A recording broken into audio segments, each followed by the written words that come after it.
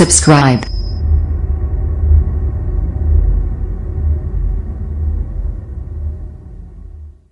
ওয়াদি আল জিন নামের পাহাড়ে গাড়ি স্টার্ট না দিলেও চলে উপরের দিকে। এই বিষয়টি নিয়ে রয়েছে নানা ধরনের মত। তবে ভূতাত্ত্বিকদের ধারণা, উপত্যকাটিতে চুম্বকের উপস্থিতি বেশি থাকায় ঘটছে এমন ঘটনা। রিয়াদ প্রতিনিধি মোহাম্মদ আল আমিনের পাঠানো তথ্য ছবি নিয়ে একটি রিপোর্ট।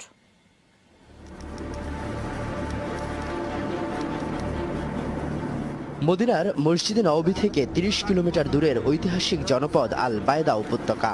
বড় বড় কালো পাহাড়ে ঘেরা এলাকাটি পরিচিত ওয়াদে জিন হিসেবে। এখানকার ৭-৮ কিলোমিটার জুড়ে নিউট্রালে গাড়ি রাখলেও চলতে থাকে স্বয়ংক্রিয়ভাবে। এমনকি উল্টো পথে ১২০ কিলোমিটার গতিতে ছুটতে থাকে পার্কিং মোডে থাকা গাড়ি। আমি সৌদি আরবে আসতে ৯ বছর, অনেকবার আমি গিয়ে আসছি। গাড়ির কি সারা লাগে, নিউট্রালে রেখে দিলে গাড়ি পিছনে নিয়ে যাবে।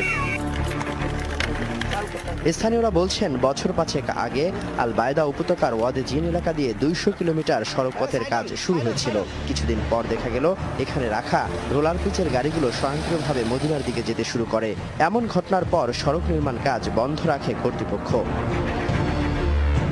বিকেল ৪টার পর ওয়াদে জিন এলাকায় চলাচলে রয়েছে নিষেধাজ্ঞা। সৌদি মুসলমানদের বিশ্বাস, কোনো কুদরতের কারণেই ঘটছে এমন সব ঘটনা। সবাই বলে যে এটা আসলে অলৌকিক এবং এটা নাকি জিন এখানে করে, এই জন্যই এটা এখানে আসলে এরকম কিছু মনে হয়। এটা আমরা বহুতবার দেখছি এবং এটা বহুত জাস্টিফাই করা হয়েছে। এটা মানে অটোমেটিক হয়, বাস এটা আল্লাহর কুদরত, জানি না কি। ভূতাত্ত্বিকদের ধারণা, পাহাড়ি উপত্যকাটিতে চুম্বকের উপস্থিতি বেশি। লৌহ জাতীয় কোনো পদার্থের উপস্থিতি পেলেই উল্টো দিকে টানে। বৈজ্ঞানিক ভাষায় বলা হয় বিপরীত মধ্যাকর্ষণ। চৌম্বক তত্ত্ব, বিপরীত মধ্যাকর্ষণ নাকি নিরেট দৃষ্টিভ্রম। প্রচলিত বিশ্বাস, এই পাহাড়ে জিনদের বাস, তারাই এখান থেকে ঠেলে মদিনার দিকে পাঠায় গাড়ি।